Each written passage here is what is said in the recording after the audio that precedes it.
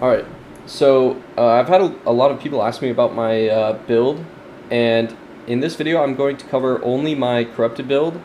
Obviously I have like an Angry Earth set, Ancient, Lost, all of that, but I wanted to purely focus on my corrupted build because it is the one that I've put the most time and gold into, so it'll be a better representation of the most amount of damage you can get with this build. So to start things off, I will say that for your secondary weapon, there are a lot of different options. I guess not a lot, but a couple of different options you can use, and I'll go over those briefly in a second. But let's first start with the Rapier. So with the Rapier, there is one perk you need without a doubt, and that is Bane. If you don't have Bane, throw it away and get a new Rapier, because Bane is a very important perk. You should try to prioritize a Rapier for every different mob type. So for example, this one is for corrupted, but ideally you'd want one for ancient, lost, all of the other mob types. For your second and third perks, those are kind of debatable on what you want to go for. I will cover why I use this one right here. And so Rogue I use because I've gotten to a decent point in the game where I'm pretty consistent at getting behind the enemy, especially if you have a good tank who can hold aggro. It just makes it a lot easier to burn those enemies if you can just, dodge around behind an enemy and then evade and then just burn. It makes it super easy. But obviously when you're like tanking with the Rapier or you have aggro with it, it is a lot more hard to actually get those backstab damage. So a decent option for a second perk would be like Healing Empowered, Vicious, or Keely Jagged.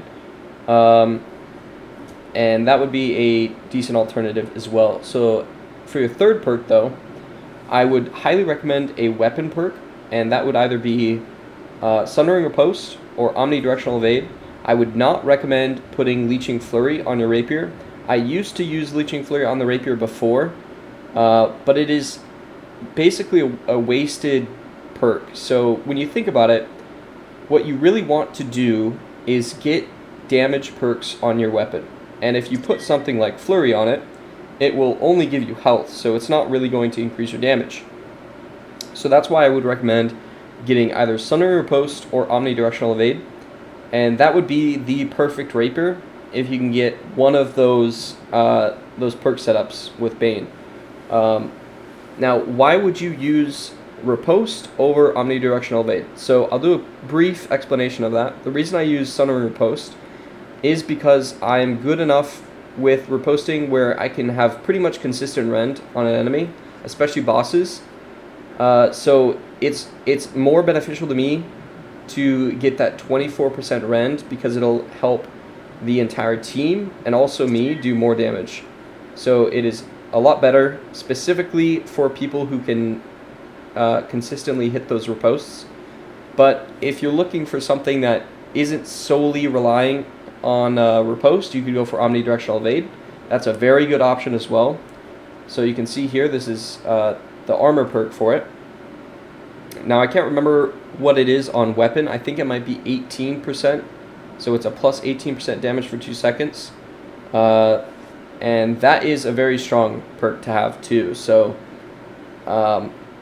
those are your options, I would say, for the Rapier. Now, for gems, I would strongly recommend getting this exact Rune Glass gem, which is the Empowered Rune Glass. And you're going to put a Sapphire in there. And that will basically convert your damage to arcane damage. And this is where the build can kind of go crazy with damage, because you're going to be focusing on arcane damage, and because corrupted are weak to arcane, it can just do a ton of damage. So that is why I use this gem in this Rapier.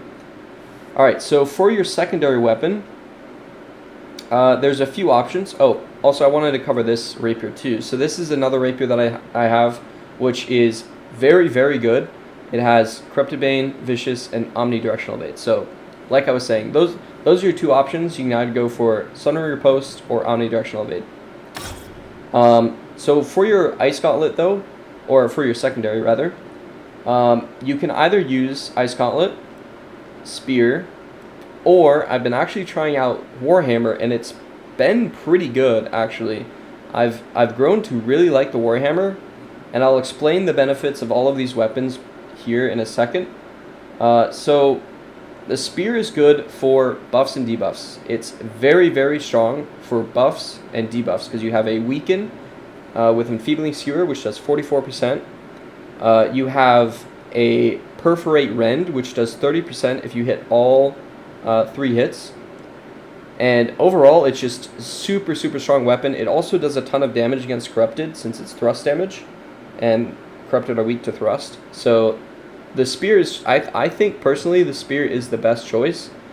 But I will cover why these other 2 weapons are also decent choices as well. Starting with the Ice Gauntlet. So I really like the Ice Gauntlet because what you can do is throw down a an Ice Storm and an Ice Shower, and that will do damage over time and also apply a Rend with Ice Shower. So you don't really need to use the weapon anymore. So it makes it good for stacking some damage that you don't need to really use the weapon for. You just put it down, swap to Rapier, and then do more damage, and those DOTs will increase your damage. And yeah, it's just a good option for just putting down those DOTs and then swapping to the Rapier. Now, in terms of utility, it doesn't have the best utility, but the thing that makes it super strong is the utility from Ice Shower, because what it does is it roots enemies. So you can get a big mob clump. Let's say someone has a Great Axe and they use Gravwell. You can throw down an Ice Shower and immediately rend everybody inside of that clump. And it also roots them too, which usually they're already rooted from Gravwell, but if you time it right, it can actually serve a lot more benefit with that too. So yeah, Ice Gauntlet, definitely a good choice as well. And then the third option is Warhammer. Now this is more of an experimental secondary, but I'll explain why this weapon is actually super strong. So one thing you have to remember is that Rend is super strong, and if you have a build, so for example with this Warhammer it has Sundering Shockwave, and that's going to apply a 14% Rend for 10 seconds. So this will help you, your whole team, but it also is an AoE move, and it does CC. So it'll give you time to burn while those enemies are stunned, and it'll also apply Rend. It's somewhat, I mean, obviously not good on damage, right? But it just is so good for utility. S tier utility, definitely not the best damage, but the utility it provides for big mob clumps is very, very, very good. And I've actually grown to really, really like this weapon, specifically for big mob clumps. For bosses, it doesn't really have that same value as something like a Spear or an Ice Gauntlet would. But for big mob clumps, it is super, super powerful. For weapons on your secondaries, or sorry, not weapons, for perks on your secondaries, you could get Bane. Bane is not required for a secondary when you're using this build because all of your damage is going to be coming from the Rapier, and 90% of the time you should be using Rapier to do your damage. So you should rarely be using your secondary just to do like a light attack or something. It's purely, your secondary should purely be used for doing abilities and then swapping immediately back to the Rapier. But yeah, so you want Bane, and then you also probably want weapon perks. So you'll see for all of my secondaries I have a weapon perk. So this one has Enfeebling Skewer, which applies a Weaken. Very, very strong. As I said before, the Spear is a super strong secondary. And then also Unending Thaw. So take note of those perks, but realistically, all you really need is a good Rapier, and the secondary can just be used to apply debuffs, buffs, damage of time, or have really good utility with something like the Warhammer. Alright, so I'm kind of going on long with this video, but I do want to cover everything to make it all encompassing. So let's start with the armor now. Also for the gem for your secondary weapon, You don't really need Rune Glass on this. So, for example, with the Warhammer, I just have a Sapphire because, like I said, damage isn't a huge deal with your secondary.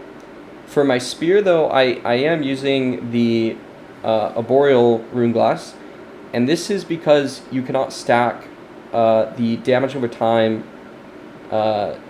abilities for the Rune Glass twice. So let's say, let me show you. So on this one, this is applying a Hex, which does 8% damage over time.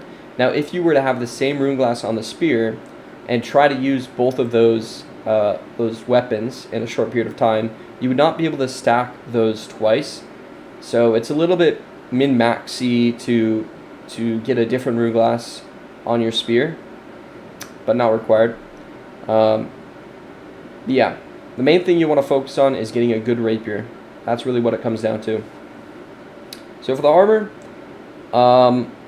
honestly, just have Ward and a weapon perk. So the weapon perks you want to aim towards are Leeching Flurry required, Omnidirectional Evade required. If you're using the spear, then I would probably say Keen Vault Kick is strongly recommended, and Perforate strongly recommended. I don't actually have the Perforate boots on right now. As you can see, I'm actually running Deadly Frost, which is for Ice Gauntlet, even though I've not really been running Ice Gauntlet. Which really just shows all you actually need is the Rapier to do damage. So make sure you have Omnidirectional Evade and Leeching Flurry. Those are the two big ones. And then you could have something like Refreshing, or Refreshing Evasion is a decent option too. But yeah, if you're running Ice Gauntlet, I would strongly recommend having Deadly Frost as well. And then for the spear, you want to make sure you have Keen Vault Kick and Perforate. Alright, so for our jewelry now. Also, actually, before I go over jewelry, for the armor, I'm running Empowered Elemental Ward, which is just the Empowered Rune Glass with opals. And the reason you want to use opals is because when you do mutations, that 2% elemental damage absorption will help you a lot, so you don't obviously die. But it will be weaker than using just the pristine cut gem. So that is one thing to note. If you are planning on doing the full arcane build like I'm showing here, you will be slightly more squishy when it comes to doing like M10s. So you just have to play a little bit more cautious and just get used to the build a bit better. Alright, so for jewelry though, this is my amulet when I do anything other than mutations. So I just have Health, Divine, and Alacrity. Honestly, Alacrity as a third perk is okay. It gives you more time for haste, which the Rapier does apply quite a bit of haste, so it's decent, I guess. But the two perks that I really like is Health and Divine. And I do want to show quickly my other amulets for mutations. So we have a nature one, an ice one. We actually have two ice ones. A void one, and then we have a fire one, which is right here. So yeah, you want to make sure you have an amulet with those damage protection perks on them, because for mutations it makes a huge difference. And then I also recommend getting Health and Shirking DOT Cleanse. I think these are my three favorite perks for the amulet because sorry, not Shirking DOT Cleanse. Even though this is a good one, Shirking DOT Cleanse. The one that I actually really like is, where is it?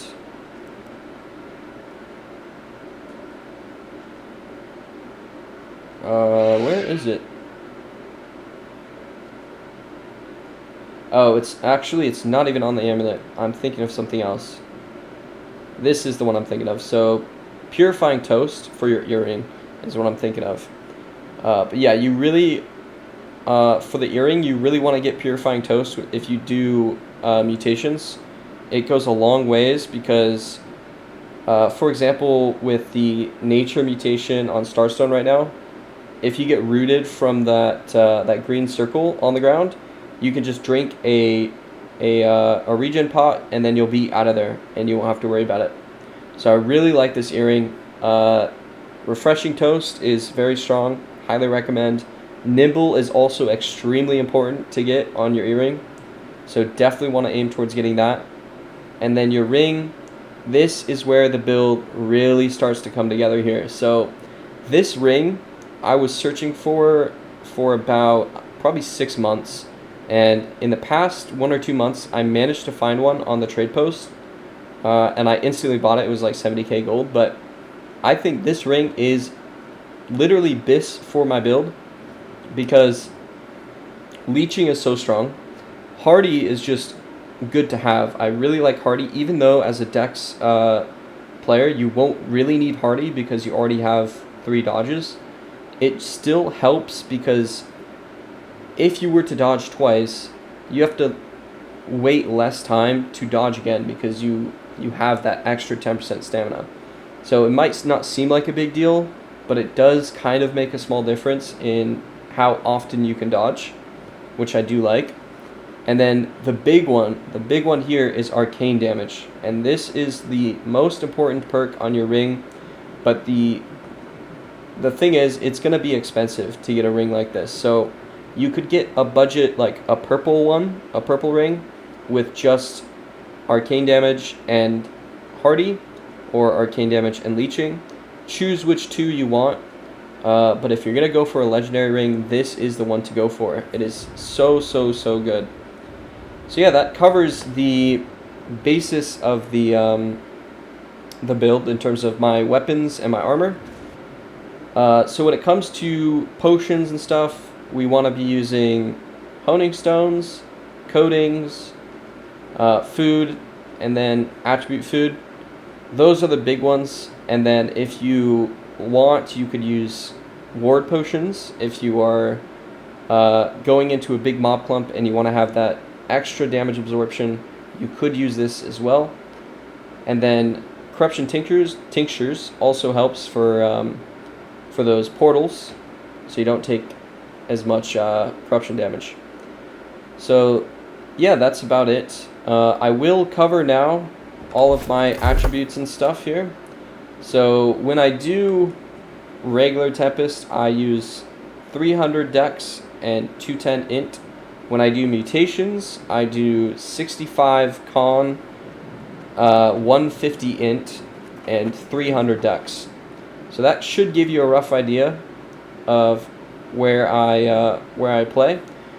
But I will say, if you are a bit less experienced with this build, it is more than fine to run 100 Con.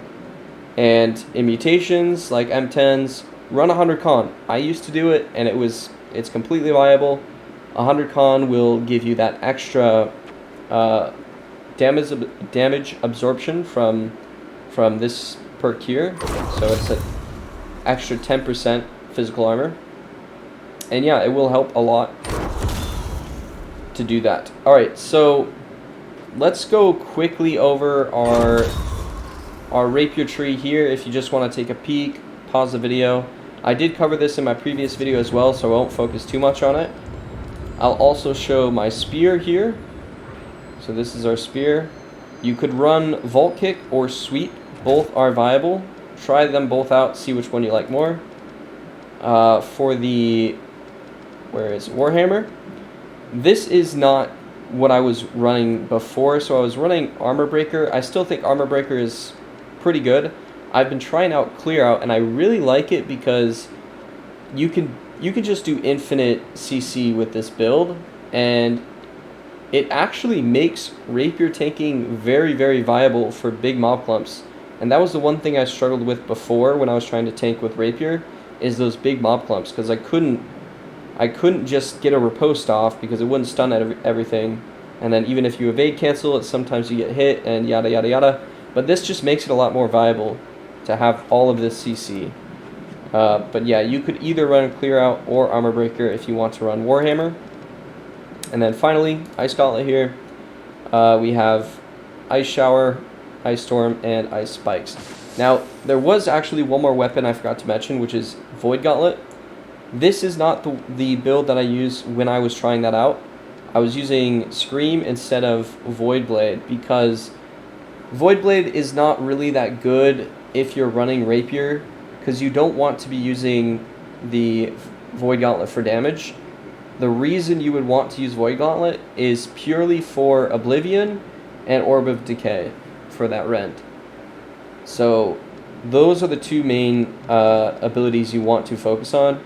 You could do like Baleful Tether, but the Empower and Weaken, I believe, it doesn't work if you swap weapons, so not the best, I guess. I would just go for Scream, Orb of Decay, and Oblivion if you were to run this build.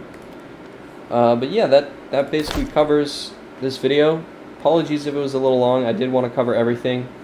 So yeah, I hope you enjoyed, and I'll see you guys later.